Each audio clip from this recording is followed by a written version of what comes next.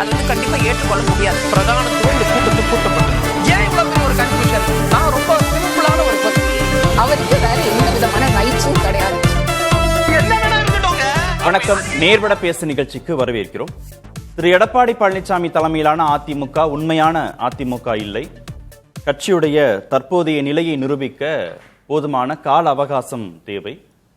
ரெட்டலை விவகாரத்தில் தலையிட்டு விசாரணை நடத்த வேண்டும் அப்படிலாம் சொல்லி கட்சியிலிருந்து நீக்கப்பட்ட திரு செங்கோட்டையன் தேர்தல் ஆணையத்திற்கு கடிதம் எழுதியிருக்கிறார். இதுதான் இன்றைய நேர்பட பேசுவின் பேசுபொருள்.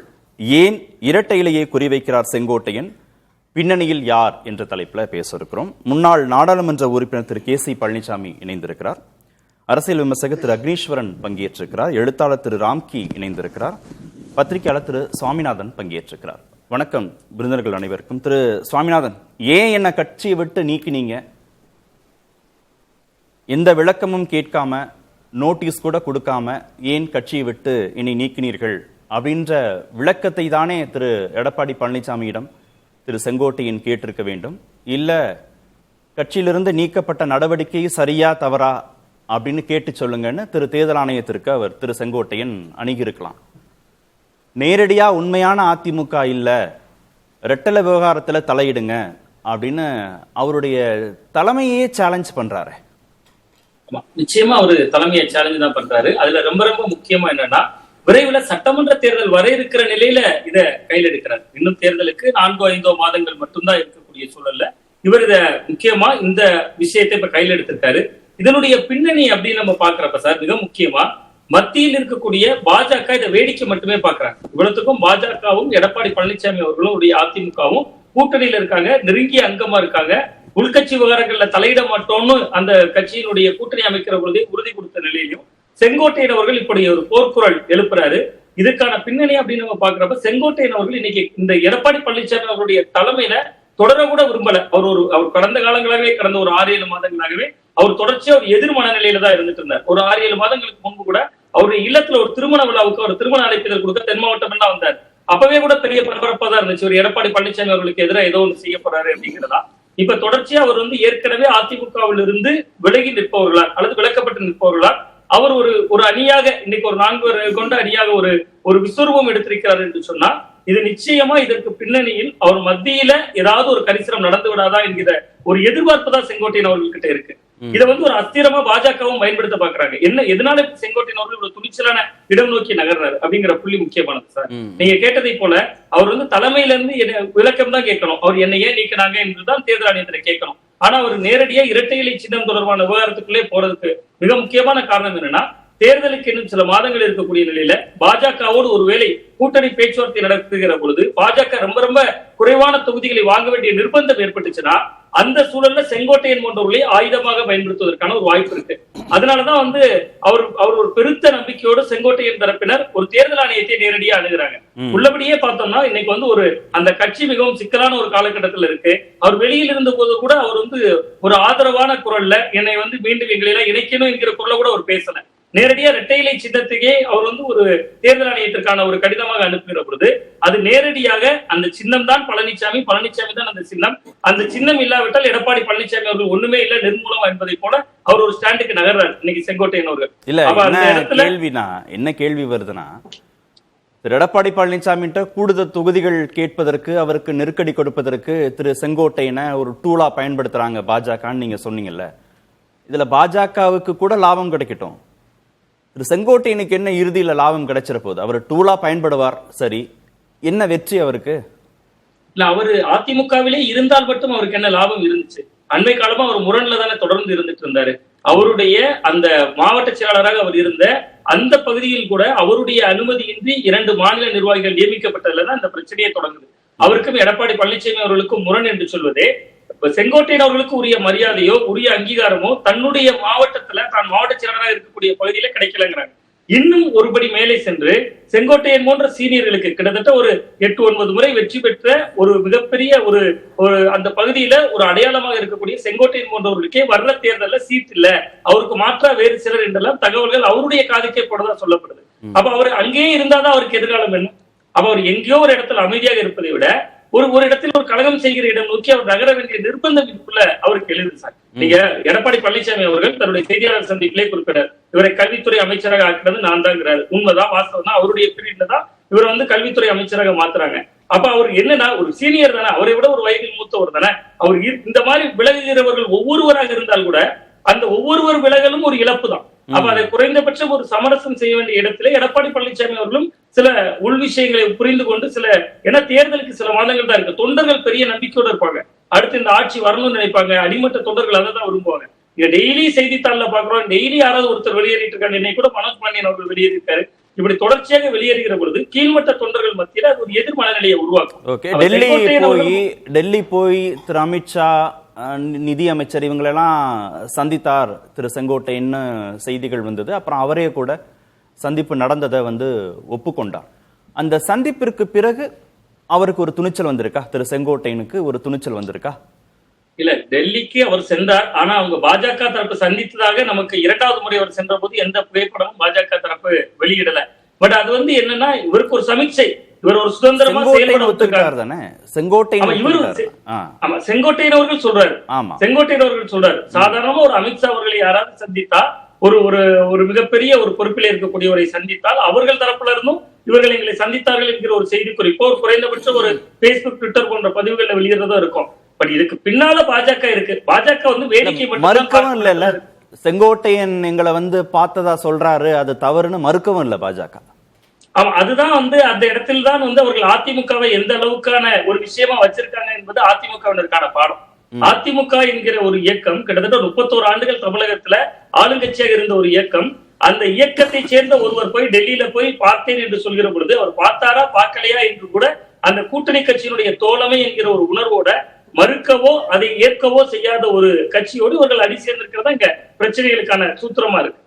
அப்ப மிக முக்கியமா என்னன்னா சார், இதுல செங்கோட்டையன் அவர்கள் செய்கின்ற செயல்களை மத்திய பாஜக அரசு இன்னைக்கு ஒரு வேடிக்கை பாக்குறாங்க. அவங்க என்ன நினைக்கிறாங்கன்னா, தேர்தல் நெருங்கட்டும், எடப்பாடி பழனிசாமி தரப்பு நம்ம எப்படி டீல் செய்யறாங்க. இன்னும் ஒரே ஒரு விஷயம் சார், ஒருவேளை விஜய் நம்ம இன்னைக்கு என்னதான் பேசினாலும் அரசியலை பொறுத்தவரை நிரந்தர எதிரியும் இல்ல, நிரந்தர நண்பனும் இல்ல. ஏதோ ஒரு சமரசத்துல அதிமுகவும் விஜயும் ஒரு புள்ளிக்குள்ள வந்தா எங்க தன்னோட முக்கியத்துவம் ரொம்ப குறைஞ்சிருமோங்கிறதுனால அந்த இரட்டை இலை, தேர்தல் ஆணையம், வழக்குகள் இதையெல்லாம் வைத்திருந்து ஓபிஎஸ் உள்ளிட்ட பலரையும் வைத்திருந்து பாஜக தொடர்ந்து பிளே பண்ணிட்டு தான் இருக்காங்க. அது திரைமறைவில் அவர்கள் செய்து கொண்டுதான் இருக்கிறார்கள் அப்படின்னு தான். திரு ராம்கி, அதிமுகவுடைய முதுகெலும்பு ரெட்டல், அதை நோக்கி மீண்டும் ஒருவர் நகர்ந்திருக்கிறார். ரெட்டலை எலெக்ஷன் டயத்துல ஒரு பெரிய ரோல் பிளே பண்ண போகுதுன்ற அந்த நம்பிக்கையோட தான் அதுல விசாரணை நடத்தி உரிய நடவடிக்கை எடுக்கணும் அப்படின்னு அவர் தேர்தல் ஆணையத்தை செங்கோட்டையன் கேட்டுக்கொண்டிருக்கிறார். ஒருங்கிணைந்த அதிமுகன்னு சொல்லும் போது வராத நெருக்கடி, திமுகவோட இணக்கமா இருக்கிறார் திரு எடப்பாடி பழனிசாமி எல்லாம் கொடநாடு விவகாரத்துல அப்படின்னு சொல்லும் போது வராத நெருக்கடி, குடும்ப அரசியல் பண்றாரு அப்படின்னு சொல்லும் போது வராத நெருக்கடி, ரெட்டலை அப்படின்னு வரும்போது அது ஒரு முக்கியமான நெருக்கடியா தானே திரு எடப்பாடி பழனிசாமிக்கு மாறும். நெருக்கடி தான். ஆனா இது இந்த மேட்ச் இன்னும் லோக்கல் கிரவுண்ட்ல தான் நடந்துட்டு இருக்குது. ஏன் நண்பர் சாமிநாதன் ஏன் டெல்லி கிரவுண்டுக்கு நவுத்தினாருன்னு தெரியல பால. இன்னும் ஏன்னா நீங்க சேலம், கோபிச்செட்டிப்பாளையம் இந்த பக்கம் சேப்பாக்கம் கிரவுண்டு தான், இந்த பக்கம் சென்னைக்கே என்ன வரல, இன்னும் சென்னைக்கே வரல. நான் என்ன சொல்றேன், நீங்க ஓபிஎஸ் அவர்கள் கடந்த காலத்துல என்ன செய்தோரோ அதைத்தான் செங்கோட்டையன் அவர்கள் செய்ய நினைக்கிறார். டைரக்டா டெல்லியிலே விளையாடலாம்னு செங்கோட்டையன் முடிவு பண்றது தானே தைரியமா தெரியும். அதை செய்துவார் நானும் எதிர்பார்த்தேன். ஆக்சுவலா என்னைக்கு பசும்பொன்ல 4 அணியா உருவாகணும்னா உடனே டெல்லிக்கு ஒரு ஃபிளைட்டை புக் பண்ணுவார் தான் நான் எதிர்பார்த்தேன். ஆனா பசும்பொன்ல இருந்து கிளம்பும் போதே 4 அணிங்கிறது 3 அணி ஆயிடுச்சு. நேற்று தினகரன் அவருடைய பேட்டியை பார்த்திருப்பீங்க. இல்ல சார், டெல்லியை ரெண்டா பிரிங்க. டெல்லிக்கு போவாரு அப்படின்னு நீங்க எதிர்பார்த்தது பாஜக தலைவர்களை போய் பாப்பாருங்கிறதானே. தேர்தல் ஆணையத்தை தானே அணுகி இருக்காரு, அது அடுத்த கட்டம் முக்கியமானது இல்ல. அது இல்ல, அவர் கடிதம் தான் எழுதியிருக்காரு. நான் எதிர்பார்த்தது என்னன்னா, அதையெல்லாம் தாண்டி எங்களை நாங்களா ஒருங்கிணைந்த அதிமுக எங்களை அகாமடேட் பண்ணுங்கன்னு டெல்லிக்கு போவார், திரும்ப ஒரு மன அமைதிங்கிற பேர்ல சொல்லிட்டு போவார் நான் எதிர்பார்த்தேன். ஏன்னா சென்ற முறை போனதுக்கும் இந்த முறை போறதுக்கான நிறைய வித்தியாசங்கள் இருக்கு. ஏன்னா இந்த முறை கூடுதலாக மற்ற மூவருடைய ஆதரவும் அவருக்கு இருக்கு. ஸோ அதனால இந்த மூவரையும் ஒருங்கிணைக்கக்கூடிய வல்லமை எனக்கு இருக்குங்கிறத டெல்லிக்கு அவரால் நிரூபிக்க முடியும். ஸோ இந்த போவாரே எதிர்பார்க்கும் போது போகல. ரெண்டாவது இங்க வரும்போது நேற்று தினகரன் அவர் என்ன சொல்றாருன்னா, நான் அதிமுகவை இடிஎம்கேவை ஏடிஎம்கே ஆப்பதற்கான வேலைகள் செய்யும். அதெல்லாம் என்னன்னா அவர் திரும்ப அதிமுகவுக்கு வரப்போவதில்லை, அதுல ரொம்ப கிளியரா இருக்காரு. அதாவது அதிமுக கைப்பற்றுவதற்கான நோக்கம்லாம் இல்லைன்னு ரொம்ப தெளிவா இருக்காரு. ஸோ அப்படி இருக்கும்போது இப்போ அதிலிருந்தே மற்ற மூவர்களுடைய ஸ்ட்ராட்டஜி வேற மாதிரி இருக்கு. அந்த மூவரும் சசிகலா அவர்கள் இன்னும் வாய் திறக்கவில்லை. ஸோ இப்போ இவருடைய எடுக்கிற ஸ்டாண்டு என்ன, ஓபிஎஸ் எதற்காக தேர்தல் ஆணையத்தில் மனு கொடுத்தாரோ அவர் கேட்டது வந்து இரட்டை இலையை முடக்க வேண்டும். இப்போ அதே ஒரு கோரிக்கையை முன்வைத்து தான் இன்னைக்கு ஒரு கடிதம் எழுதுறாரு. அதுல கூட என்ன சொல்றாருன்னா, இது ஒரு கேள்வி வரும்ல, முடக்கணும், அப்ப யாருக்கு அந்த இரட்டை இலையை கொடுக்கணும் அப்படிங்கிற கேள்வி. முடக்கணும்னே சொல்லல அவரு, இரட்டை இலையை அவங்களுக்கு கொடுக்க கூடாது. திரு எடப்பாடி பழனிசாமி தலைமையிலான அதிமுக உண்மையான அதிமுக அல்ல. கட்சியுடைய தற்போதைய நிலையை நிரூபிக்க கால அவகாசம் வேணும். ரெட்டலை விவகாரத்துல தலையிட்டு விசாரணை நடத்தணும்னு தான் சொல்றேன். முடக்குங்கன்னு கேட்டா அது அதிமுக தொண்டர்களுடைய விருப்பத்திற்கு எதிரானதா போயிடும் சொன்னாலும் அதுதான். ஆனா வந்து என்னன்னா, இரட்டைலை எடப்பாடிக்கு உரிமை பட்டதில்லை அப்படிங்கிற சொல்ல வர்றாரு. அப்படி இருக்கும்போது அப்ப யாருக்கு உரிமைங்கும் போது அதுக்கு ஒரு அவகாசம் எங்களுக்கு ஒரு கால அவகாசம் கொடுங்க. எவ்வளவு கால அவகாசம்? அதே மாதிரி அடுத்தடுத்து கேள்வி இருக்கு. அதுக்கு அவர் இன்னொன்னு சொல்றாரு, நான் நாளை மறுநாளிலிருந்து இருந்து தினகரன் ஓபிஎஸ் ஆதரவை சந்திக்க போறாரு. ஸோ சந்தித்து என்ன செய்வாங்க, திரும்பவும் ஒரு வேலையை அதிமுக மீட்பதற்கான ஒரு குழு ஆரம்பிக்கலாம், இல்ல தனிக்கட்சி ஆரம்பிக்கலாம். ஏதோ இது மாதிரியான ப்ராசஸ், இதெல்லாமே வந்து புது ப்ராசஸ் கிடையாது. ஆல்ரெடி ஓபிஎஸ் அவர்களும் தினகரன் அவர்களும் சசிகலா அவர்களும் முயற்சி செய்த விஷயங்கள் தான். இதில் என்ன புதுவிதமாக செங்கோட்டையன் செய்ய போகிறார் அப்படிங்கிறது தெரியல. இல்ல சார், பாதை தான் வேற வேற, இலக்கு ஒண்ணுதான். அதிமுகவை மீட்கணும் அப்படிங்கிறது தினகரன் அடிக்கடி பேசுற சென்டென்ஸ். அதிமுகவுடைய பொதுச் செயலாளரே நாதான்னு நீதிமன்றத்தை நாடி இருக்கிற சசிகலா ஒருங்கிணைப்பாளர்னு அந்த பொறுப்பை மீண்டும் கொண்டு வரணுங்கிறது தான் திரு ஓபிஎஸ் உடைய திட்டம். இப்ப செங்கோட்டையன் இதுக்குள்ள எந்த விதமான கமிட்மெண்ட்டையும் அவர் எடுத்துக்கல. எனக்கு கொடுங்கலாம் இருக்கு. ஆனா இவங்க 3 பேரும் பேசுற வெவ்வேறு மொழிகள் இருக்குல்ல, இது எல்லாத்துக்கும் சேர்த்து இவரும் பேசுறது ரெட்டலைங்கிறது அவருக்கு சொந்தமானது இல்லை, திரு எடப்பாடி பழனிசாமிக்கு சொந்தமானது இல்லைங்கிறது தானே. அது வலு சேர்க்கலையா அந்த வாதத்திற்கு? இல்ல, அது எப்படி அதாவது நீங்க வந்து எடப்பாடி அவர்களுக்கு இல்லை அப்படின்னு சொல்றாரு. அதுக்கு என்ன ஆதாரம்? நீங்க தான் வந்து பொது குழு கூடும்போது கூட இருந்தீங்க, நீங்க அதை அக்னாலஜ் பண்ணிருக்கீங்க. நிச்சயமா ஓபிஎஸ்க்கு இல்ல இபிஎஸ் தான்ங்கிற அந்த ஸ்டாண்ட்ல நீங்க சில மாதங்களுக்கு முன் வரைக்கும் இருந்திருக்கீங்க. இன்னைக்கு இதை மாற்றம் வந்திருக்குது அப்படின்னா அதுக்கான என்ன காரணம்? இது எதுவுமே ஒரு விளக்கம் தரவே இல்லை. நீங்க அன்னைக்கு பிரஸ் சந்திக்கும் போது என்ன சொன்னாருன்னா, நீங்க எஸ்டிஎஸ் மன்னித்து ஏற்றுக்கொண்டார்கள், வளமதியை மன்னித்து ஏற்றுக்கொண்டார்கள் அப்படிங்கிற சொல்லும்போது எங்களை ஏன் ஏற்றுக்கொள்ள மாட்டார்கள் அப்படிங்கிற மாதிரி தான் வந்தது. ஆனா இன்னைக்கு அவர் எழுதும் போது நாளுக்கு நாள் அவருடைய நிலைப்பாடு மாறிட்டு தான் இருக்கு. இன்னைக்கு அவர் ரொம்ப தெளிவா இருக்காரு, ஓபிஎஸ் செல்கிற வழியில செல்லுது அப்படிங்கிற ஒரு தெளிவா இருக்காரு. ஆனா இதற்காக வந்து இவர், அதாவது நான் ஒருவேளை இதெல்லாம் நம்பிக்கை இல்லை, ஓபிஎஸ் செய்தும் இது வரைக்கும் தேர்தல் ஆணையத்திலிருந்து எந்த விதமான ஒரு சாதகமான ஒரு செய்தியோ எதுவும் வரல, டெல்லியிலிருந்தும் இந்த செய்திகளும் வரல.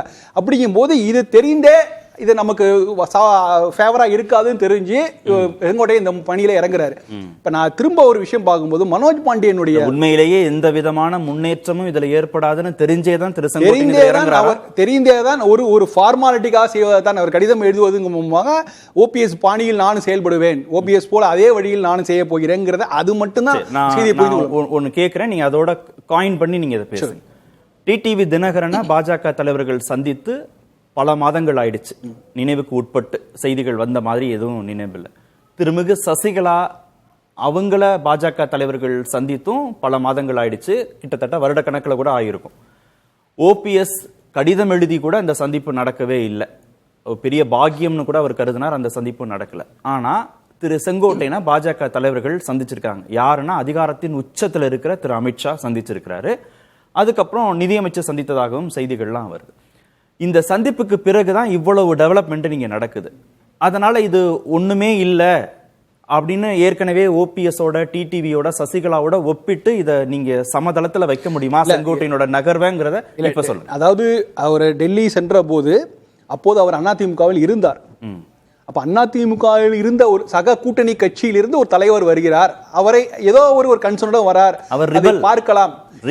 ஏதோ ரிபலா இருந்தால் தலைவர்ல அவர் ரிபலா இருந்தா அதிமுக தலைவரா வரார். எடப்பாடி பழனிசாமிக்கு 10 நாள் ஒருங்கிணைப்புக்கு கெடு விதிச்சுட்டு அவர் போய் அவர் சந்திக்கிறாரு. சந்திச்ச பிறகு கட்சியின் பொறுப்புகள்ல இருந்து அவர் நீக்கப்படுறார். இல்ல நான் என்ன சொல்றேன், நிச்சயமாக அது பாஜகவுடைய அணுகுமுறை தவறான அணுகுமுறை, அதை வந்து என்கரேஜ் பண்ணிருக்க கூடாது. ஆனால் அன்னைக்கு இவருக்கான ஒரு பிளஸ் பாயிண்ட் என்ன இருக்குன்னா, அவர் பார்ட் ஆஃப் த ஏடிஎம்கே இருக்கும்போது அவரால் போக முடியும். இன்னைக்கு அவர் போனார்னா அது கூட்டணிக்கு எதிரான செயல் தான். பார்ட் ஆஃப் த ஏடிஎம்கேனா உறுப்பினர் கார்டு மட்டும் தானே சார் அவர்கிட்ட இருந்தது. இல்ல நீங்க அவர் அதிமுக கட்சியை விட்டு வெளியில வரல, இன்னைக்கு பகிரங்கமா அவர் நீக்கியாச்சு, கட்சியில இல்ல. இன்றைக்கு அவர் வந்து நானும் ஒரு அதிமுகன்னு சொல்லி கிளைம் பண்ணிட்டு அவரால் போக முடியாது. ஏன்னா அவர் போக முடியும்னா அப்புறம் ஓபிஎஸ் அலைய முடியாது, தினகரன் அலைய முடியாது. அப்ப அவர்கள்லாம் டெல்லிக்கு போறதுக்கு விருப்பம் இல்லையா, இல்ல அவங்க நாங்க எவ்வளவு அட்டம் பண்ணியிருக்கோம் ஃபெயிலியர் ஆயிடுச்சு அப்படின்னு. ஸோ என்னை பொறுத்த வரைக்கும் செங்கோட்டையன் வந்து அவருக்கு ஒரு டெல்லி போக வேண்டும்ங்கிற ஒரு ஒரு ஆசையோ இல்ல விருப்பமோ இன்னைக்கும் இல்ல. இல்ல இப்ப நீங்க சொல்றது வந்து ஓபிஎஸ், டிடிவி, சசிகலா இவங்க எல்லாரையும் வச்சிருக்கிற அதே இடத்துல பக்கத்துல திரு செங்கோட்டையனை பாஜக வச்சிருக்காங்க. பாஜக வைக்கல, இவர்கள் இருக்கிறார்கள். அதுதான் தினகரன் சொல்றாருல, தினகரன் சொல்ற வார்த்தை இருக்கிறார்கள்னு சொல்ற ஸ்டேட்மெண்ட் வந்து ரொம்ப முக்கியமானது. இருக்கிறார்கள்னா இவங்க சாய்ஸே கிடையாது, பிஜேபி தான் டிசைட் பண்ண போறாங்க யாரை எந்த பொசிஷன்ல வைக்கணும்ன்றத. அதுக்கு தான் தினகரன் ஒரு செய்தி சொல்றாரு நேத்திக்கு, என்னன்னா டெல்லியிலிருந்து சில பேர் வந்து ஒருங்கிணைப்பு செய்வார் என்று நம்பிக்கொண்டிருக்கிறார்கள் செய்தி யாருக்கு சொல்றாருன்னா அவர் செங்கோட்டையனுக்கு ஓபிஎஸ் சொல்வதா நான் எடுத்துக்கிறேன். ஓகே திரு கேசிபி, ஒரு பொலிட்டிக்கல் ஃபைட் நடக்குது, அரசியல் சண்டை நடக்குது. அதுல அரசியல் சண்டையை எப்படி நடத்தணும் அப்படின்னு சசிகலாவுக்கும் தெரியல, ஓபிஎஸ்க்கும் தெரியல. நீதிமன்றத்திற்கு போனாங்க, தேர்தல் ஆணையத்திற்கு போனாங்கன்னு பல விவாதங்கள்ல பேசியிருக்கோம். அரசியல் சண்டையாக நடத்தக்கூடிய ஒருத்தர் தினகரன் மட்டும்தான். கட்சி தனியா தொடங்கி அரசியல் ரீதியாக அவரை பலவீனப்படுத்துறார் பழனிசாமி. மீண்டும் இவர் நிர்வாக ரீதியான அணுகுமுறைக்கு தானே திரு செங்கோட்டையன் நகர்ந்திருக்கிறாரு. ஒரு பொலிட்டிக்கல் ஃபைட் அவரால் நடத்த முடியலையா? பாஜகவை பொறுத்து நிச்சயமா இது வந்து பாஜக வந்து இதுல பின்னணியில் இருக்காங்க. நான் எப்படின்னு சொல்றேன், பாஜக அணுகுமுறைகளை பொறுத்த வரைக்கும் அம்மா மரணத்துக்கு பிறகு 2016 கடைசியில் சசிகலா அந்த இடத்துக்கு வந்திருக்கலாம், அதற்கான முயற்சிகள் நடந்தது. ஆனால் ஓபிஎஸ்ஸை பின்புலமாக இருந்து பாஜக அவரை வச்சு ஆப்ரேட் பண்ணி சசிகலாவை அரசியல் களத்திலிருந்து அப்புறப்படுத்தினாங்க. இது ஒன்று.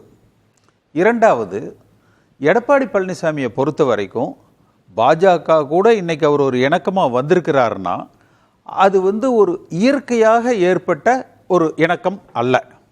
வேற வழி இல்லாமல் எடப்பாடி பழனிசாமி அங்கே போய் சரணடைந்தார். ஏன்? அதுக்கு அவர்கள் பயன்படுத்திய ஆயுதம் என்ன? செங்கோட்டையன் சென்று அமித்ஷாவை சந்தித்தார், நிதியமைச்சரை சந்தித்தார். அதற்கு பிறகு பாஜக கூட்டணி தேவை என்று பகிரங்கமாக பேட்டி அளித்தார். அதற்கு பிறகு எடப்பாடி பழனிசாமி, அப்புறம் அந்த ரைடெல்லாம் நடந்தது, எடப்பாடி பழனிசாமி உறவினர்கள் இதில். உடனே எடப்பாடி பழனிசாமி டெல்லி சென்று அவர்களிடத்துல கூட்டணி என்பதை ஒப்புக்கொண்டார், ஒப்புக்கொள்ள வைக்கப்பட்டார். ஒன்று. பாஜகவை பொறுத்த வரைக்கும் அவர்கள் சாணக்கியர்கள், சத்திரியர்கள் அல்ல. இதற்கு முன்பு பார்த்தீங்கன்னா சென்ற நாடாளுமன்ற தேர்தலில் பிரதமர் மோடி அருகில் நின்றுட்டு மோடி சொன்ன வார்த்தைகள் எங்கள் தென்னிந்தியாவின் முகம் அப்படின்னு சொல்லி எடப்பாடி பழனிசாமியை காமிச்சார். ஆனால் சில நாட்களில் எடப்பாடி பழனிசாமி நேர் எதிரான நிலைப்பாடுகளை எடுத்தாங்க. எல்லோரும் மனிதர்கள் தான், அவர்களுக்கு அந்த மனசில் அந்த கிரிட்ஜஸ் இருக்கும். அடுத்து இன்றைய சூழ்நிலையில் பாஜக எப்படியாவது விஜய இந்த கூட்டணிக்குள்ளே கொண்டு வரணும் என்பது ஒரு நோக்கம் அவர்களுக்கு. அதுக்கு இடைஞ்சலாக இருக்கிறது எடப்பாடி பழனிசாமி முதலமைச்சர் அல்லது விஜய் முதலமைச்சர், இந்த ஒரு புள்ளி தான், மற்றது எதுவும் இல்லை. அப்போ எடப்பாடி பழனிசாமி என்கிற அந்த தனி மனிதன், இது ஒன்று, அவர் சிஎம் ஆகணும் என்கிற அவருடைய ஆசை. அடுத்து பாஜகவை பொறுத்த வரைக்கும் கூட்டணி அமைச்சரவை, அதற்கும் எடப்பாடி பழனிசாமி ஒத்து வரல. அப்ப இதுவும் பாஜகவுக்கு நெருடு. அவர்கள் திட்டத்தில் இந்த முறை குறைந்தபட்சம் தமிழ்நாட்டில் ஒரு கூட்டணி அமைச்சரவை, பாஜக அங்கம் வகிக்கிற ஒரு அமைச்சரவையை அமைத்தாக வேண்டும் என்பதில் மிக உறுதியாக இருக்கிறாங்க. அதுல இப்ப அவர்கள் காய் நகர்த்தல் என்பது செங்கோட்டையனை வச்சு அவங்க ஆப்ரேட் பண்ணாங்க. இதுல தான் ஒரே ஒரு கேள்வி. ஓபிஎஸ் வழக்கு போட்டிருக்காரு, சசிகலா வழக்கு போட்டிருக்காங்க, தினகரன் வழக்கு, நீங்க வழக்கு, உங்க பையன் வழக்கு, திண்டுக்கல் சூரியமூர்த்தி வழக்கு, ஆதித்தன் ராம்குமார் வழக்கு, புகழேந்தி வழக்கு, இவ்வளவு பேர் வழக்கு போட்டு தேர்தல் ஆணையத்தில் முறையிட்டு இருக்கீங்க, நீதிமன்றத்தில் போயிருக்கீங்க இல்லையா? இது யாரையுமே பயன்படுத்திக்கல பாஜக. ஏன் செங்கோட்டைன்னு ஒரு புதிய நபரை கட்சிக்குள்ள இருந்து தேர்ந்தெடுக்கணும்? சொல்றான். சசிகலா பாஜக ஆதரிக்க விரும்பல, தினகரன் பாஜக ஆதரிக்க விரும்பல, ஓபிஎஸ் ஆதரித்தார்கள். ஆனால் அவர் அந்த உறுதியான நிலைப்பாட்டோட அவர் வாக்குறுதி கொடுத்த மாதிரி அவரால் எழுந்து ஒரு எழுச்சியாக அதை கட்டமைக்க முடியல. இன்னொரு பரிணாமம் தெரிஞ்சுக்கங்க. ஒரு சசிகலாவை எதிர்த்து அன்றைக்கு செங்கோட்டையன் போர்க்கொடி துவக்கி இருந்தாருன்னு வச்சுக்கோங்க, ஓபிஎஸ்க்கு பதிலா சமுதாய ரீதியா பிரிஞ்சிருக்கும். ஒரு சசிகலாவை வீழ்த்துறதுக்கு அதே சமுதாயத்தை சார்ந்த ஓபிஎஸ் பயன்படுத்தப்பட்டார். எடப்பாடி பழனிசாமிக்கு எதிராக நீங்க ஓபிஎஸ்ஐயோ தினகரனையோ சசிகலாவையோ முன்னிறுத்தினீங்கன்னா மறுபடியும் அது சமுதாய ரீதியா பிரிஞ்சிடும். அடுத்து என்ன சொன்னீங்க? நான் நிச்சயமா எந்த காலத்திலையும் எடுப்பார் கைப்பிள்ளையாக நான் இருக்க மாட்டேன். எனக்கு என்னுடைய சுய இதில் தான் நான் செய்வேன். அடுத்து அதிமுகவை எந்த இடத்துலையும் நான் விட்டு கொடுக்க மாட்டேன். பல பேர் பேசுனாங்க, பல நிலை போன்ற சென்ற முறை கூட உங்களுக்கு நான் சொன்னேன், எடப்பாடி பழனிசாமி சிஎம் வேண்டாம், பாஜக நிச்சயமா அவரை விடமாட்டாங்க. அதுக்கு சில இதெல்லாம் என்கிட்ட பேசுனாங்க, நான் அதை ஒத்துக்கல. எனக்கு எடப்பாடி பழனிசாமியே வந்தாலும் பரவாயில்ல, ஆனால் அதிமுக தனிப்பட்ட முறையில் ஆட்சி அமைக்கணும், அது எம்ஜிஆருடைய என்னுடைய அந்த எண்ணங்கள். அது அப்ப திரு எடப்பாடி பழனிசாமி சமூகத்திலிருந்தே ஒருத்தர் அவரை எதிர்க்கிற மாதிரி வரணும். அதுக்கு அவர் வரலைங்க. நீங்க செங்கோட்டையன் இதுக்கெல்லாம் எனக்கு அவர் 72 இருந்து தெரியும். 84ல நானும் அவரு ஒன்னா சட்டமன்ற உறுப்பினர்கள், ஒரே மாவட்டத்தில். எனக்கு அவர் மாவட்ட செயலாளர். அதுல அடுத்து இந்த தேவர் ஜெயந்தியில போய் செங்கோட்டையன் கலந்துக்கிட்டார் இல்லையா? சில நாட்களுக்கு முன்பு செங்கோட்டையனும் எடப்பாடி பழனிசாமியும் தனியாக ஒரு காருக்குள்ள அமர்ந்து பேசியிருக்காங்க. பேசி 2 பேருக்கும் இடையிலான பிரச்சனைகளுக்கு 2 பேரும் கலந்து பேசி ஒரு முற்றுப்புள்ளி வைக்கப்பட்டுருச்சு. ஆனா அதற்கு பிறகு எங்கோ இருந்து வந்த உத்தரவுல அவர் கிளம்பி பசும்பொன் போறார். செங்கோட்டையன் உருவாக்கப்படுகிறார் பழனிசாமிக்கு எதிராக. அதாவது சில நாட்கள்ல, அதாவது புல் ஸ்டாப் வைக்கப்பட்ட ஒரு பிரச்சனையில சில நாட்கள்ல மறுபடியும் செங்கோட்டையன் ஏதோ ஒரு பின்னணியில அங்க பயணிக்கிறார். அடுத்து இந்த எடப்பாடி பழனிசாமி தரப்புல இருக்கிறவங்க சொல்றதெல்லாம், அதாவது எங்ககிட்ட பொதுக்குழு மெஜாரிட்டியா இருக்குது, எங்கள்கிட்ட செயற்குழு மெஜாரிட்டியா இருக்குது, எங்க பின்னாடி தொண்டர்கள் இருக்கிறாங்க, நீதிமன்றங்கள் உத்தரவுகள் இருக்குதுங்கிறதெல்லாம் தொண்டர்களை பொறுத்த வரைக்கும் தனிப்பட்ட எடப்பாடியோ ஓபிஎஸ்ஓ செங்கோட்டையனோ நானோ முக்கியம் அல்ல. ரட்டலை எங்க இருக்குதோ அதுதான் அதிமுக. சாமர்த்தியம் இருக்கிறவங்க அந்த ரட்டலையை பிடிச்சிடுவாங்க. இவ்வளவுதான் தொண்டர்கள் கொடுக்கிற ஒரு சிம்டம். பொதுக்குழு பொறுத்த வரைக்கும் பல முன்னாள் அமைச்சர்கள் அந்தந்த மாவட்டத்தில் கட்டுப்படுத்தி வச்சிருக்கிறாங்க. அவர்களை பொறுத்த வரைக்கும் நான் சென்ற முறையே சொன்னேன், பாஜக எந்த பக்கம் நிக்கிதோ அந்த பக்கம் அப்படியே ஷிஃப்ட் ஆயிடுவாங்க. ஏன்னா ஒரு எடப்பாடி பழனிசாமிக்கு சசிகலாவை வீழ்த்த பாஜக நினைக்கிறது என்று தெரிந்தவுடன் அன்றைக்கு என்னிடத்துல தங்கமணி அழைத்து பேசினார். உள்ள என்ன நடக்குது, அன்னைக்கு நான் ஓபிஎஸ் அணியில் இருக்கேன், அழைத்து பேசினார், இது எப்படி நம்ம சமாளிக்கிறது. அப்ப நான் தான் தங்கமணி எடப்பாடி எக்ஸ்பிளைன் பண்ணியோ, நீ பாஜக பாய்ச்சிக்கிட்டு நீ கவர்மெண்ட் நடத்த முடியாது, வீட்டுக்கு போயிடுவீங்க அப்படி. அதுக்கு அப்புறம் தான் அப்படியா என்ன சரின்னு சொல்லிட்டு உடனே எடப்பாடி பழனிசாமி அந்த அஃபிடவிட் முதல்ல 2 பேரையும் சேர்த்து வாங்கினாரு. அதை அப்படியே மாறுத்து இவரே மாறினார். அப்ப அந்த சூத்திரம் தெரிந்த, அந்த ஆபரேஷன் தெரிந்த, அந்த ஆபரேஷனை முன்னின்று நடத்திய பலர் இன்றைக்கு எடப்பாடி பழனிசாமியோடு இருக்கிறார்கள். அதில் சிலர் மறைமுகமாக செங்கோட்டையனோடு ஆதரவாக இருக்கிறார்கள். என்ன டீலுக்கு திரு எடப்பாடி பழனிசாமி ஒத்துக்கணும்? விஜய் சிஎம் வேட்பாளர்னு ஒத்துக்கணுமா? இப்படி நீங்க ஒரு கூட்டணி அமைச்சர் எடப்பாடி பழனிசாமி அதையெல்லாம் ஒத்துக்க மாட்டார் சார். அவர் அந்த அளவுக்கு ஒரு நாசூக்கான ஒரு நெளிவு சுழிவு தெரிஞ்ச ஆளா இருந்திருந்தாருன்னு வச்சுக்கங்க, இன்றைக்கு அதிமுக இப்படி பலகீனப்பட்டிருக்காது. அடுத்து இன்னொரு சிம்டம் பாருங்க, மனோஜ் பாண்டியன் இன்னைக்கு போய் திமுக சேர்றாரு. ஓபிஎஸ் பொறுத்த வரைக்கும் அவர் திமுக கூட ஒரு பேக்கப், ஒரு 5 சீட்டு என்று பேக்கப் வச்சிருந்தார், அதுல மனோஜ் பாண்டியன் உள்பட. ஏன் அவர் இன்னைக்கு உடனே திமுக போறாரு? அப்போ இந்த டீம் திமுக கூட இல்ல, இது கிளியர். அடுத்த ஆப்ஷன் எங்க? ஒன்னா எடப்பாடி பழனிசாமி பிஜேபி இவங்களை கையில் எடுத்தா எடப்பாடி பழனிசாமி விஜய் கையில் எடுப்பார், இல்ல பிஜேபி எடப்பாடி பழனிசாமி கையில் எடுத்தா இவங்க விஜய கையில் எடுப்பாங்க. இந்த 2 சூழ்நிலையிலையும் திமுக தான் ஆட்சிக்கு வரும். அப்ப அது தடுக்கப்படணும். அப்ப அதுக்கு தடுக்கப்படணும்னா என்ன? விஜய் பொறுத்த வரைக்கும் அந்த சித்தாந்தம், பாஜக எதிர்ப்பு அதெல்லாம் விட்டுருங்க. அவர் முதலமைச்சர் என்றால் ஒத்துப்பார், அவர் முதலமைச்சர் வேட்பாளர் என்றால் ஒத்துப்பாரு. பெரிய டீலா இருக்கே, பெரிய டீலா இருக்கே திரு எடப்பாடி பழனிசாமி பொறுத்த வரைக்கும் அவர் நான் தான் முதலமைச்சர் தம் கட்டுவாரு.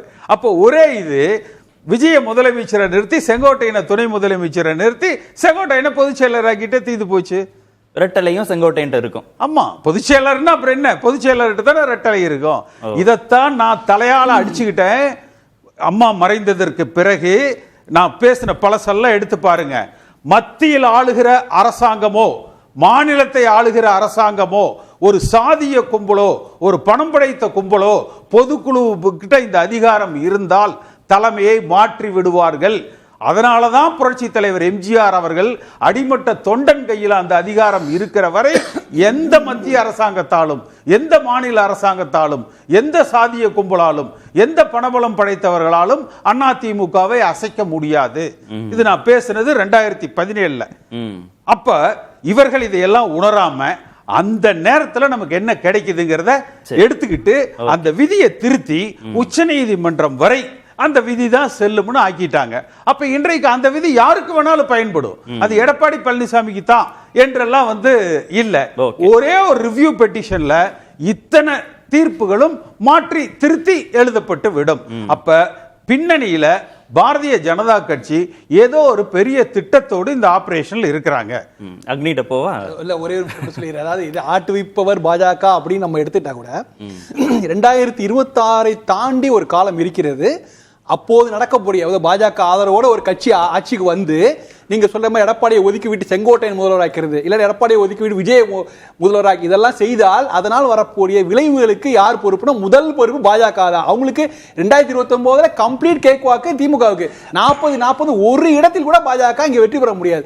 இந்த விஷயம் பாஜகவை நன்றாக தெரிந்ததுனாலதான் அவங்க கொஞ்சம் நம்மள விலகிட்டு இவங்க எல்லாம் விளையாட்டும் அப்படின்னு சொல்லி இழுக்கிறாங்க. விஜய் முதல்வரானா அவர் ஒழுங்கா நிர்வாகமே பண்ண மாட்டாரு, 2029க்குள்ள பேரை கெடுத்துக்குவாருன்னு எப்படி முடிவுக்கு வரீங்க? கரூர் சம்பவம் ஒரு நல்ல கண்ணுக்கு தெரிந்த ஒரு எக்ஸாம்பிள். ஆக்சுவலா அவங்க கட்சியோட கட்டமைப்பு என்னன்னு தெரியும். நம்ம புதிய கட்சி நாங்க இப்பதான் தொடங்குறோம், எங்களுக்கு அனுபவங்கள் பத்தாது, அவங்களே நீதிமன்றங்கள்ல எடப்பாடி பயப்படுறாரு, ராம்கி பயந்துட்டாரு.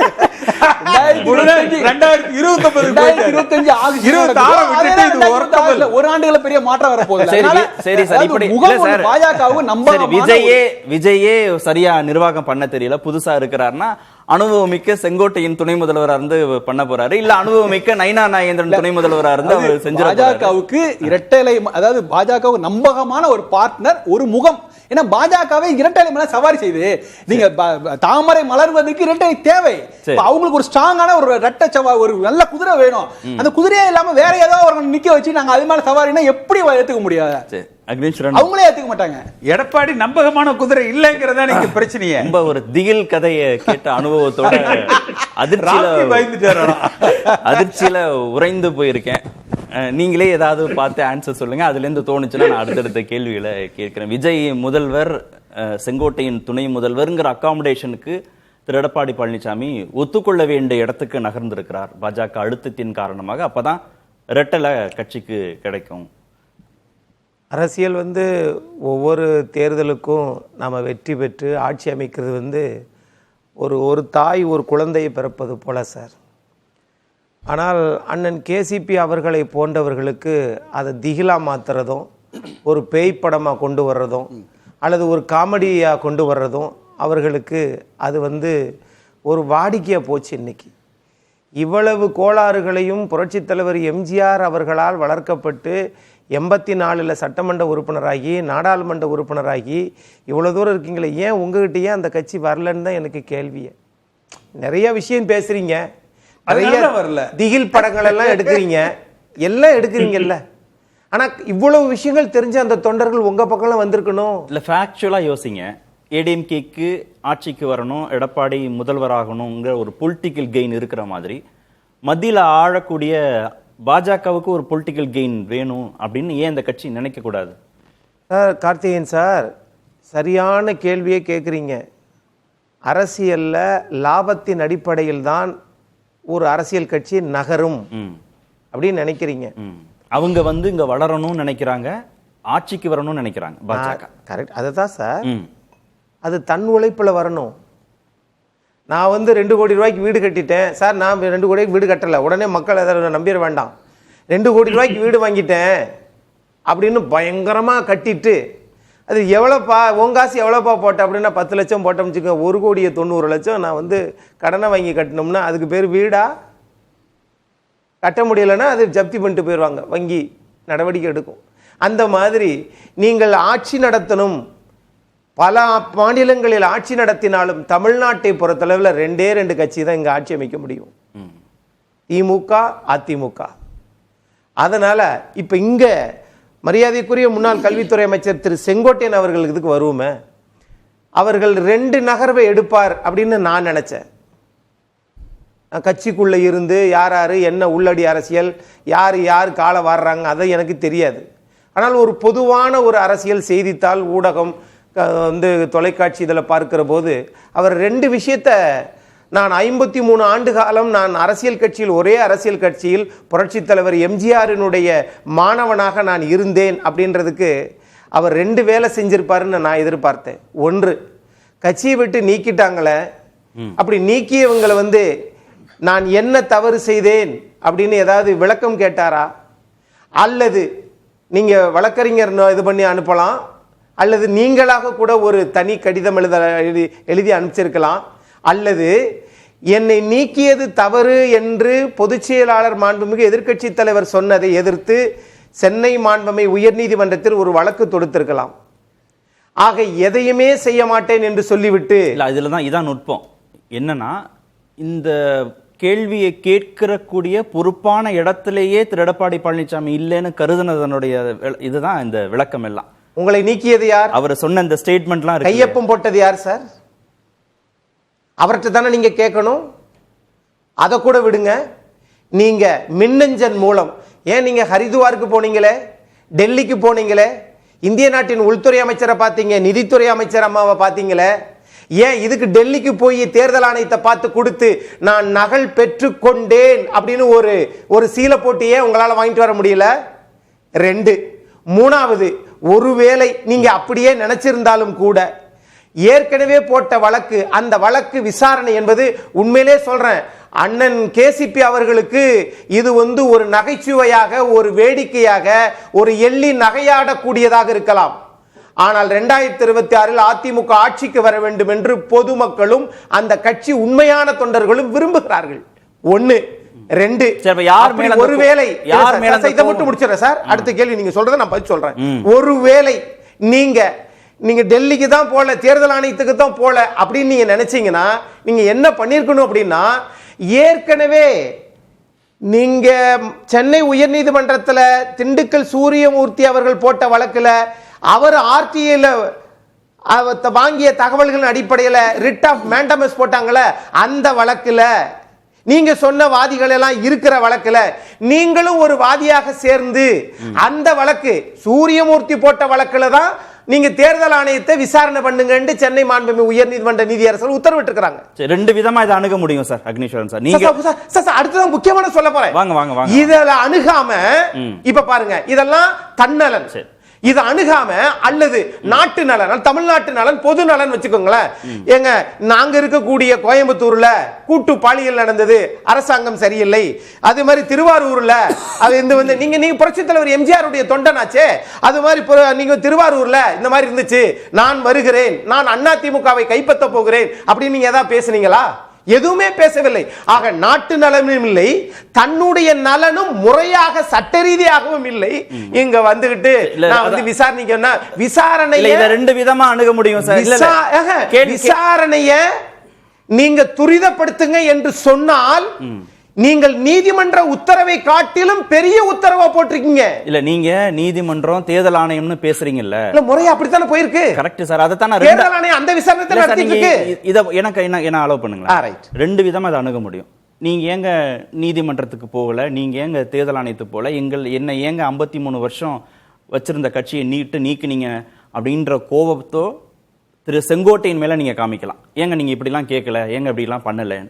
இல்லைன்னா ஏங்க செங்கோட்டையனை, அதுவும் திரு எடப்பாடி பழனிசாமி சார்ந்த சமூகத்தை சேர்ந்த ஒருத்தரையே நீங்க தூண்டி விட்டு சமூகத்தையே விடுங்க சார். இல்ல சார், நான் இந்த சமூகம், இல்ல சார், மதம், இல்ல ஒண்ணு ஆரிஜின், சார், மொழி அதெல்லாம் அரசியலுக்கு கிடையாது இல்ல சார். இல்ல பொது ஒரு அரங்க நீங்க கட்சியை ஒரு கைப்பற்ற நிமிஷம் சார், அரங்கத்துல பேசி விவாதிக்கப்பட்டாச்சு. சமூக அடிப்படையில தென் மாவட்ட மக்களுடைய வாக்குகள் வராதுன்னா இந்த பல முறை இந்த விவாத அரங்கல்ல பேசப்பட்டதை நம்ம இதுக்கப்புறம் அதை மறைச்சு பேச வேண்டியது இல்லை. நான் கேசிபி சொன்னதுல இருந்து அந்த கேள்வியை அண்ணன் சொல்லுவாரு, எடுத்து விட்டு போயிடுவாரு. செங்கோட்டையின் மேல ஒண்ணு கோவப்படலாம், இல்ல திரு எடப்பாடி பழனிசாமி சார்ந்த சமூகத்தை சார்ந்த திரு செங்கோட்டையனையே தூண்டி விட்டு ஏடிஎம்கே எங்க பலவீனப்படுத்துறீங்க அப்படின்னு பாஜக மேல அந்த கோபம் வரலாம். யார் மேல அந்த கோபம் வந்தா சரியா இருக்கும்? நீங்க பசுமண்ணுக்கு போனீங்களே, எந்த சமூகத்திற்காக போனீங்க சொல்லுங்க. இதுக்கு பதில் கிடைக்குமா? பதில் சொல்லுவார்களா? தேர்தல் ஆணையத்திற்கு மின்னஞ்சல் மூலம் உங்களுக்கு அனுப்ப தெரிந்த உங்களுக்கு நீங்கள் பல ஆண்டு காலம் அரசியல ஏறத்தாழ அதிமுகவில் அதிக காலம் இருந்திருக்கீங்க. உங்கள் வாகனத்தில் வர முடியாம போயிருச்சா? அந்த கதை, திரைக்கதை, வசனமெல்லாம் இயக்குனர் சங்கர் அவர்களை போல திடீர்னு காரமாயி கேள்வி அதுதான், கண்ணாடியை திறந்து விட்டு போறீங்களே சார். இந்த ஸ்கிரீன் பிளே எல்லாமே செங்கோட்டையன் எழுதுனதா நீங்க நினைக்கிறீங்களா, நம்புறீங்களா? இல்ல வேறு தரப்பு இயக்குவதாக இங்க விமர்சனம் வச்சாங்க. திரு சாமிநாதன் விமர்சனம் வச்சாரு, கேசிபி வச்சாரு, ராம்கி வச்சார்ல. கோபம் அங்க இருக்கணுமா? நீங்க என்ன கூட்டணியில தான் இருக்கீங்க, பாஜகவோட கூட்டணியில இருக்கீங்க, அங்க இருக்கணுமான்னு கேட்கிறேன். கேள்விகள் அங்க கேட்கணுமா, செங்கோட்டையன் கேட்கணுமான்னு? அவருடைய மனசாட்சிக்குத்தான் யார் அதுக்கு பின்னாடி இயக்குறாங்கன்னு தெரியும். அதற்காக புரட்சி தலைவர் எம்ஜிஆர் சார் புரட்சி நடிகராக இருந்தவரை புரட்சி தலைவர்னு சொன்னது ஐயா கே கிருஷ்ணசாமி அவர்கள். சென்னை மெரினா கடற்கரை சீரணி அரங்கத்தில் தான் சொன்னாங்க. அப்படி ஆரம்ப காலகட்டத்திலிருந்து வரலாறுகளை தெரிஞ்ச நீங்களே இன்னைக்கு இப்படி பண்ணினால், அதுக்கு நடவடிக்கை எடுக்காமல் இருந்தால் கொஞ்சம் யோசித்து பாருங்க. எல்லாருமே திமுகவின் ஆதரவாளர்களாக வெவ்வேறு வடிவத்தில் நீங்க வேடம் போட்டாலும் பார்த்துட்டு இருக்கிற மக்கள் ஒரு முடிவை எடுப்பார்கள். திமுக ஆதரவாளர் தான் செங்கோட்டையன். என்னை பொறுத்தளவில் மாநிலத்தில் திமுக, மத்தியில் பாஜகவா இல்லையா என்பதை அவர் மனசாட்சி தான் தெரியும். திரு சாமிநாதன், திரு செங்கோட்டையனை பாஜக இயக்குது அப்படின்னு நீங்களும் சொன்னீங்க, கொடிட்டு காமிச்சிங்க. திரு கேசிபியும் சொன்னார். அடிப்படையில் ஒரு கேள்வி, பாஜக இயக்குது, விஜய் முதல்வர், அதிமுகவும் பாஜகவும் துணை முதல்வர்கள், இல்ல நிறைய தொகுதிகள் பாஜக கேட்குது, இல்ல ரெட்டல முடக்கப்படுது அப்படின்னா அது திரு எடப்பாடி பழனிசாமிக்கு தானே சிம்பத்தியை கொடுக்கும், அவர் மீதான இரக்கத்தை தானே அதிகப்படுத்தும். அதிமுக தொண்டர்கள் மத்தியில பாஜகவை உறுதியா எதிர்த்து நிற்கிறார் அப்படின்னு அவருக்கு தானே செல்வாக்கு கூடும். நிச்சயமா அதனாலதான் நடவடிக்கை எடுக்காம அவருக்கு அங்கங்கே நம்ம அந்த செஸ் போர்டு விளாடுறப்ப நம்ம எப்படி அந்த கிங்குக்கு சுத்தி ஒரு செக் வைப்போமோ அது மாதிரி இப்ப வச்சிருந்து பயமுறுத்த மட்டும் எடுத்தாதான் பாஜக இருக்காங்க. அச்சம் மட்டும் தான் ஊட்டுறாங்க. அவர்கள் ஒருவேளை இந்த சீட் பேரத்துக்கோ எதுக்கோ சம்மதிக்காவிட்டால் தான் சார் சொன்ன மாதிரி கூட்டணி ஆட்சியா இருக்கலாம். அதை தாண்டி சார் சொன்ன மற்ற விஷயங்கள் எல்லாம் அது சாருடைய கருத்துக்கள், அதுல நான் போகல. முதல்வர், துணை முதல்வர் ரேஞ்சில சார் நிறைய பேசினாங்க. பட் ஆனா அந்த கூட்டணி ஆட்சி அப்படி இல்லாத பட்சத்துல கூடுதல் சீட்டு சார் இன்னைக்கு விஜய் போன்றவர்கள் கூட்டணிக்குள்ள வந்துட்டாங்கன்னா பாஜகவுக்கு கடந்த தேர்தலில் கொடுத்த 20 சீட்டு கூட எடப்பாடி பழனிசாமி அவர்கள் கொடுக்க மாட்டார், ரொம்ப உறுதியா இருப்பார். அப்ப அந்த இடத்துல பாஜக தங்களை பலப்படுத்திக்கிறதுக்காக செங்கோட்டையன் போன்றவர்களை பயன்படுத்துறாங்க அப்படிங்கிறது தான் பார்வையாக இருக்கு. ஏடிஎம்கே விஜய்க்கு கூட பவன் கல்யாண் மாடல் அப்படின்லாம் சொல்றாங்க, இறங்கி வராங்க, துணை முதல்வர்ங்கிறதெல்லாம் அகாமடேட் பண்றதுக்கு தயாரா இருக்காங்க, கூட்டணி ஆட்சின்னு தான் சொல்றாங்க. பாஜக அப்படி ஒரு ஸ்டேட்மெண்ட் எடுக்கிற போது ரொம்ப தீவிரமா தானே அதிமுக தலைவர்கள், அதுவும் 2ஆம் கட்ட தலைவர்கள் உட்பட மறுக்கிறாங்க. ஆமா நிச்சயமா. என்னன்னா சார், பாஜகவுக்கு நீங்க தமிழ்நாட்டுல கிட்டத்தட்ட 12% முதல் 14% வரை சிறுபான்மையினர் ஓட்டு இருக்கு. நீங்க பாஜகவோட ஒரு கூட்டணி ஆட்சி அப்படின்னு சொல்றப்ப பாஜக ஆட்சி என்பதாகத்தான் கடைமட்ட வரைக்கும் புரிந்து கொள்ளப்படும். ஆனா விஜய்க்கு அப்படி இல்லை. விஜய் முதல் முறையாக தேர்தலை சந்திக்கிறார். அப்ப உங்களுக்கு ஒரு அவரோடு ஒரு கூட்டணி ஆட்சி என்றோ கூட்டு மந்திரி சபை என்றோ துணை முதல்வர் என்றோ பேசுகிற பொழுது அது எந்த எதிர்விளைவுகளை ஏற்படுத்தாது. அது மாறா என்ன செய்யணும்னா தமிழகத்துல இருக்கக்கூடிய ஒரு ஆன்டி இன்கம்பன்சி ஓட்டை ஒரு குடையின் கீழ் கொண்டு வரும். ஆனா பாஜகவுக்கு அப்படி இல்லை. பாஜக எதிர்ப்பு ஓட்டே இருக்குல்ல. நீங்க நடந்து முடிந்த நாடாளுமன்ற தேர்தலில் பாஜக 11% ஓட்டு எடுத்திருக்காங்க, கூட்டணியா 18% எடுத்திருக்காங்க. கூட்டணியை விட்டுருவோம். பாஜகவுக்கு விழுந்த அந்த 11% ஓட்டு தானே பாஜகவினுடைய ஓட்டு வங்கி நம்ம எடுத்துக்கணும். அப்படி பார்த்தா மிச்ச 90% வாக்குகள் தமிழகத்துல பாஜகவுக்கு எதிராக தானே இருக்காங்க. அவர்களோடு கூட்டணி ஆட்சி என்று சொல்லும் போது அது அதிமுகவுக்கு பின்னடைவுன்னு அவர்கள் பார்க்கிறார். ஓகே, திரு கேசிபி, ஓட் டிரான்ஸ்பர் ரொம்ப முக்கியம். ஒரு கட்சிட்ட இருந்து இன்னொரு கட்சிக்கு இந்த பகிரக்கூடிய வாக்குகள் ரொம்ப முக்கியம். அதிமுகவை ரொம்ப நெருக்கடி கொடுத்து அழுத்துறாங்க, அதிகபட்ச தொகுதிகள் வாங்குறாங்க, இல்லை தாவேகாவை உள்ள கொண்டு வராங்க, திரு எடப்பாடி பழனிசாமி முதல்வர் வேட்பாளர் இல்லைங்கிறது இந்த வாக்கு பரிமாற்றம் நடப்பதற்கு உதவி செய்யுமா? கூட்டணியா ஜெயிக்கிறதுக்கு அது உதவி செய்யுமா? அதாவது செங்கோட்டையின் நீக்கத்துல கட்சிக்கு உள்ள எடப்பாடி பழனிசாமி ஒரு கம்பீரமான தலைவராக உருப்பெற்று பார்க்கப்படுகிறார். ஆனால் பொதுமக்கள் மத்தியில தேர்தல் நேரத்தில் இது என்னங்க இது என்று ஒரு ஒரு குறிப்பிட்ட சதவீத வாக்கை அதிமுக இழந்திருக்கு. செங்கோட்டையன் செய்தது சரியா தவறா நான் அதுக்குள்ள போகல. எடப்பாடி பழனிசாமியினுடைய தலைமையில் இந்த முறை அதிமுக ஆட்சிக்கு வருவது சிரமம் என்பதை எடப்பாடி பழனிசாமியோடு பயணிக்கிறவர்களே உணர்ந்திருக்கிறார்கள். அவர்களே ஃபீல் பண்றாங்க இதெல்லாம் சரியா இல்லை, நம்ம எதிர்க்கட்சி அரசியலுக்கு தயாராகிற வேண்டும். வழக்கமா அதிமுக காரங்க கிட்ட ஒரு உத்வேகம் ஏற்படும். 3 மாசம் தாங்க அடுத்து நம்ம ஆட்சி என்று அந்த ஒரு கம்பீரம் வரும். திமுக காரங்க கிட்ட ஒரு பயம் வரும், போயிடும் ஜாக்கிரதை என்பது வரும். இப்ப ரிவர்ஸா இருக்குது. திமுக அடுத்து நம்ம தான் என்று தெம்பா இருக்கிறாங்க. அதிமுக இந்த முறையும் நம்ம அவுட்டு என்கிற ஒரு பலகீனமான எண்ண ஓட்டங்கள் இப்ப ஏற்பட்டிருக்கு. இது ஒன்று. இரண்டாவது, நீங்க சொன்னீங்க ஒரு சாமிநாதன் கேட்டீங்க, இபிஎஸ் எதிர்த்து நிற்க மாட்டாரா அப்படின்னு. சத்தியமா நிற்க மாட்டார். அவர் போராளி அல்ல. நீங்க போராளி போல இதுவரைக்கும் நின்றுக்காருங்கிறதா. அப்படி ஏன் சார் அமித்ஷா போயிருக்க கூடாது இல்லைங்க? கூட்டணிக்கு போறாரு சார், ஆனா 40, 80, 100 அப்படின்னு அள்ளி கொடுக்கலையே, தொகுதிகளை கொடுக்கலையே. அமித்ஷா இவர் கூட்டணிக்கு போகல, இவர் வரவழைக்கப்பட்டார். இல்ல இப்ப 21 நிலைமை வேற, இப்ப உள்ள நிலைமை வேற. அன்னைக்கு இருந்த நிலைமை வேற. அதாவது 2019 நிலைமை வேற, 2021 நிலைமை வேற. இந்த 2024 அந்த நாடாளுமன்ற தேர்தலுக்கு பிறகு இவர் தளர்ந்து விட்டார். பாஜக இவரை கையாள கற்றுக்கொண்டு விட்டார்கள். அதே போல திரு அக்னீஸ்வரன் சொன்னாரு, நான் சொல்றது ஏதோ ஜோக்கு, ஏதோ இதா பேசுறேன் அப்படின்னு. அதெல்லாம் இல்லை. என்னை பொறுத்த வரைக்கும் எனக்கு எடப்பாடி முக்கியம் அல்ல, ஓபிஎஸோ இல்லை செங்கோட்டையனோ முக்கியம் அல்ல. எம்ஜிஆர் வழியில் அதிமுகவை நம்பி இருக்கிற லட்சக்கணக்கான அதிமுக தொண்டர்கள் தமிழ்நாட்டில் ஒரு நல் ஆட்சி அமைக்கப்பட வேண்டும். அப்ப மத்தியில் ஆளுகிற இந்த இந்துத்துவ சக்திகள் எதை நோக்கி பயணிக்கிறார்கள்? அப்ப இதற்கு அந்த தொண்டர்களை தயார்படுத்த வேண்டும் என்கிற நோக்கத்தில் தான் நான் இதை சொல்றேனே ஒழிய அதிமுகவுக்காக பேசுறார், அதிமுகவுக்காக பேசுறேன். எடப்பாடி ஆட்சி வரணும்னு சொல்றாரு, அது இவர் தான் சொன்னார். எடப்பாடிக்காக திமுக ஆட்சி அமைக்கும்னு அண்ணன் தான் சொன்னார். அதிமுகவா பேசுறாரு, ஆனா திமுக ஆட்சி அமைக்கும்னு அண்ணன் தான் சொன்னாரு. இல்ல பலவீனமா இருக்கு ஏடிஎம்கேன்னு அவர் கூட பயணிக்கிறவங்களே நினைக்கிறாங்கன்றார். அப்படின்னு அதிமுகக்குள்ள இருக்கிறவங்க சொல்லணும் சார். எடப்பாடி பழனிசாமி எனக்கு அந்த வருத்தம் இருக்கு, ஒத்துக்கிறேன். ஒரு நிமிஷம் நான் முடிச்சிடுறேன். எனக்கு எடப்பாடி பழனிசாமி இம்மெட்டீரியல். ஏன்னா அவர்லாம் எனக்கு அப்புறம் பல காலத்துக்கு அப்புறம் அதிமுக வந்தவர். ஏன் செங்கோட்டையனுக்கும் ஓபிஎஸ்க்கும் என்னென்ன தவறு செஞ்சாங்கன்னு ஒரு அறிக்கை விட்டார்ல, அதுக்கு நான் சமூக வலைதளத்தில் ஒரு பதில் கொடுத்திருந்தேன். அப்ப நான் என்னைய பண்ணேன், பாஜக தப்புன்னு சொன்னேன். அதே தானே சிவி சண்முகம் சொன்னாரு, ஜெயக்குமார் சொன்னாரு, முனுசாமி சொன்னாரு, பல பேர் சொன்னாங்க. இவரே கூட்டணி வேண்டான்னு வந்தார். நான் தலைமை கழகத்தை போய் கல்லெடுத்து அடிச்சேனா? இல்ல நான் பசும்பொன்ல போய் நின்று இவருக்கு போர்க்குடி ஒரு கருத்தை சொல்றோம், அந்த கருத்தை அவர் தனிப்பட்ட கருத்துட்டு போக வேண்டியதானே அது ஒன்று. அதே மாதிரி இவர் அக்னீஸ்வரன் சொல்லையில மின்னஞ்சல் அனுப்புறீங்க, மின்னஞ்சல் அனுப்புறீங்க. நீங்க ஒரு லாயர், ஆன்லைன்ல தாங்க இப்ப எல்லாம் பெட்டிஷனே கோர்ட்ல ஃபைல் பண்றாங்க. ஆன்லைன்ல பெட்டிஷன் அனுப்புறது என்ன ஒரு பெரிய அமித்ஷாவை பார்க்கிறதுக்கு மட்டும், ஹரித்வார் போறதுக்கு மட்டும் 53 வருஷம் பண்ணும்போது என்ன எந்த வழிமுறையில சொல்றாருங்கறது என்ன சொல்றாருங்கறது நோ இதுக்கு நான் பதில் சொல்லி ஆகணும். ஆன்லைன்ல இது பண்றது கரெக்ட். எந்த இதுல நீங்க கட்சியிலேயே இல்லையே. சரி, இதெல்லாம் கட்சியில் அது எப்படிங்க? அது எப்படிங்க? இதுக்கு பதில் சொல்லுங்க. கட்சியில் இல்லாத அவரே இந்த கட்சிக்கு ஒருங்கிணைப்பாளர் எப்படி ஆனாரு? நான் கேட்ட கேள்வி எனக்கு டென்ஷன் ஆயிடுச்சு பாருங்களேன்.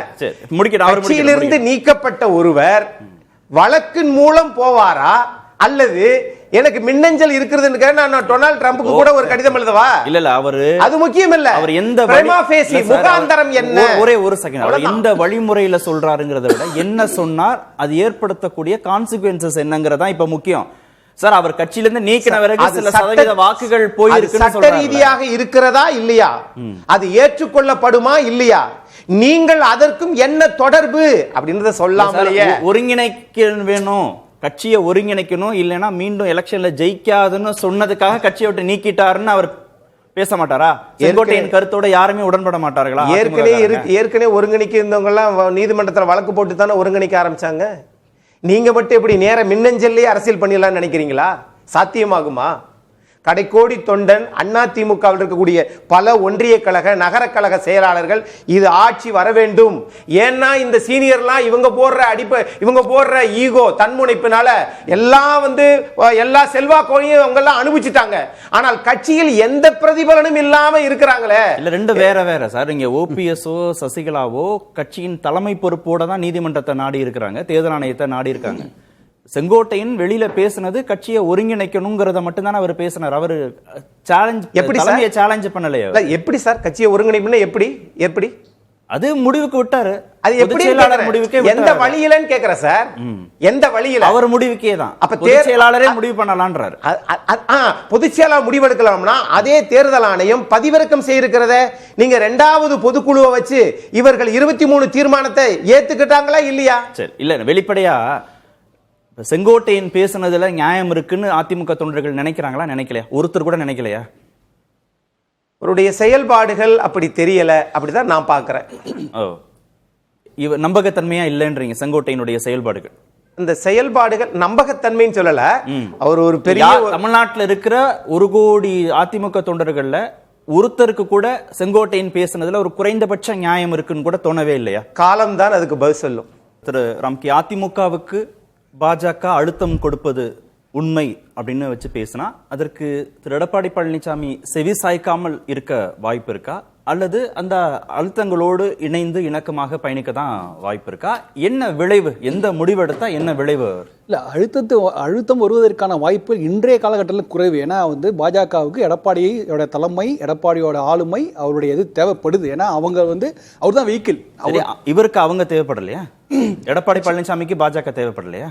எடப்பாடி பழனிசாமிக்கு பாஜக தேவைப்படுது. ஆனா அதை விட இன்னைக்கு 2026 நீங்க குறைந்தபட்ச இடங்களையாவது போய் சென்று சேரணும்னா பாஜக முதல் தேவை. ஏன்னா அவங்களுக்கு ஒரு நம்பகமான ஒரு தலைவர், ஒரு பெரிய முக்கியமான வெஹிக்கிள் தேவை. ஆக்சுவலா நீங்க மற்ற தலைவர்களை நம்பி செயல்பட முடியாது. அதனால இவருக்கு பின்னாடி ஒரு கட்டுக்கோப்பான ஒரு இயக்கம் இருக்கிறது.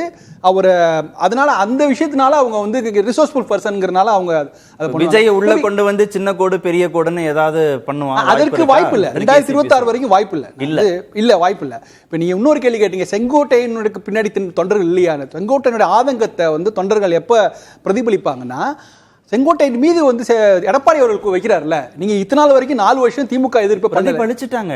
டிடிவி தினகரனுக்கு பிரதிபலிச்சுட்டாங்க, ஓபிஎஸ் தனிச்சு போட்டியிடும் போது பலாப்பழத்துக்கு பிரதிபலிச்சுட்டாங்க. அப்புறம் செங்கோட்டையனுக்கும் பிரதிபலிச்சாதான்னா அப்புறம் அவரும் அவர் கேட்கிறார்ல, உங்க இதுல இந்த திமுக ஆன்டி திமுகங்கிற டிஎன்ஏ இல்லல்ல, அதை செங்கோட்டையன் கடந்த காலங்களில் திமுக பற்றி பேசவே இல்லைல்ல. சோ அந்த கேள்வி எழுப்புறாரு எடப்பாடி, ஏன் நீங்க பேசலங்கிறாரு. அதை கண்டிப்பா செங்கோட்டையன் இவ்வளவு தூரம் எழுதுற ஒரு தேர்தல் ஆணையத்தில் எழுதுவார். இதை முதல்ல கிளாரிஃபை பண்ணி, இது பர்சனல், அவருடைய தன்னிலை விளக்கத்தை கொடுக்கணும். இல்லைங்க நான் திமுக எதிர்ப்பு உறுதியாக இருக்கிறேன் அப்படிங்கிற முதல் விளக்கத்திலிருந்து ஆரம்பிக்கணும் செங்கோட்டையன். அதை அவர் செய்ய தவிர திமுக அதிமுகவுக்கு எதிராக இருக்குங்கிற பெர்செப்ஷன் இருக்கும்போது நீங்க சொன்ன மாதிரி திமுக மேல கோபம் வரும். எடப்பாடி பழனிசாமி அதிமுகவுக்கு எதிராக இருக்காருங்கிற பெர்செப்ஷன் தான் சார் இவங்க உருவாக்கிட்டே இருக்காங்க. அதன் மூலமாக இவர்கள் தேடக்கூடிய அரசியல் ஆதாயம் என்னங்கிறது இப்ப நீங்க எப்படி போகுதுன்னா, அரசியல் ஆதாயம் என்னன்னா அவங்க ஜெயிக்கல சார். எடப்பாடி பழனிசாமி ஜெயிக்க விடாம பாத்துக்கிறாங்க. அதுதான் எடப்பாடி பழனிசாமி வேண்டுமா வேண்டாமாங்கிற நோக்கி போது இல்ல. அதுதான் மிகப்பெரிய சிக்கல். ஓபிஎஸ் ஜெயிச்சாரனா இல்ல, டிடிவி ஜெயிச்சாரனா இல்ல, ஆனா திரு எடப்பாடி பழனிசாமி ஜெயிக்க விடாம பாத்துக்கிறாங்களா? அத செங்கோட்டையன் பண்ண போறாரு. இந்த கேள்வி எழும்போது திமுக தொடர வேண்டுமா வேண்டாமாங்கிற கேள்வி புறந்தள்ளி விட்டு நீங்க எடப்பாடி பழனிசாமி வேண்டுமாங்கும் போது பை டிஃபால்ட் உங்களுக்கு சிம்பதி எடப்பாடி கண்டிப்பா கிரியேட் ஆகும். ஓகே, நிச்சயமா எடப்பாடி பலனை கொடுக்கும். ஆக்சுவலா இதெல்லாம் புரிஞ்சிக்காமல் தான் இவங்க பேசுறாங்க. ரெண்டாவது இந்த பிரஷர் சொன்னீங்களா, இதுல எடப்பாடி எதுவுமே இல்ல. எடப்பாடி பிரஷர் எங்க போனா 2ஆம் கட்ட தலைவர்கள் தான். இப்ப நீங்க பாருங்க, எப்போதும் இல்லாமல் திண்டுக்கல் சீனிவாசன் என்ன பேசுறாருன்னா, ஆண்டவன் தீர்ப்பு, எடப்பாடி தான் முதல்வர் ஆகணும், ஆண்டவன் தீர்ப்புங்கிறாரு. செல்லூர் ராஜு ஒரு பக்கம் போய் எடப்பாடி சாமின்னு சொன்னா தூக்கி கொண்டாடுவான், சாணின்னு போட்டா மிதிப்போம். சோ அவர்களை தங்களை நிரூபிக்கிறதுக்காக ஒரு லெவலை தாண்டி ஒரு எக்ஸாக்ரேட் ஆகி சில விஷயங்கள் செய்ய வேண்டியிருக்குது. இந்த பிரஷரை உருவாக்கிட்டாங்க. அது காரணம் என்னன்னா செங்கோட்டையன் போன்ற தலைவர்கள். ஒரே லைன் தான் சொல்றேன். அதாவது ஓபிஎஸ் தர்ம யுத்தத்தின் போது பீக்கில் இருந்தார். எடப்பாடி பழனிசாமி சிஎம் ஆகும்போது கேவலமா பார்த்தாங்க எல்லாரும். கேவலமானா அவருக்கு இவரெல்லாம் யாருங்க, இவரெல்லாம் அன்ஃபிட்டுங்க, இவருக்கெல்லாம் செல்வாக்கே இல்லைங்க அப்படின்னு ஜீரோ செல்வாக்கில் இபிஎஸ் இருந்தார். பீக்கில் ஓபிஎஸ் இருந்தார். அன்னைக்கு இதே கேபி முனுசாமி சொன்னார், புரட்சி தலைவர் எம்ஜிஆர் மாதிரி 4 மடங்கு ஓபிஎஸ்க்கு செல்வாக்குனாரு. இன்னைக்கு ஓபிஎஸ் எங்க இருக்கிறாரு, இன்னைக்கு இபிஎஸ் எங்க இருக்கிறாரு? இதெல்லாம் ரட்டலை எங்கேயோ அவங்க பின்னாடி தான் தொண்டர்கள் வந்து நிப்பாங்க. இதே உதயகுமார், ஆர்வி, செல்லூர் ராஜு அப்படியே மாத்தி பேசுவாங்க. இதெல்லாம் நீங்க உண்மைன்னு வந்து எடுத்துக்காதீங்க. நன்றி. நிகழ்ச்சியில் பங்கேற்ற அனைத்து நேர்பட பேசினது ஏற்றுக்கொள்ள முடியாது. பிரதான கூட்டப்பட்டு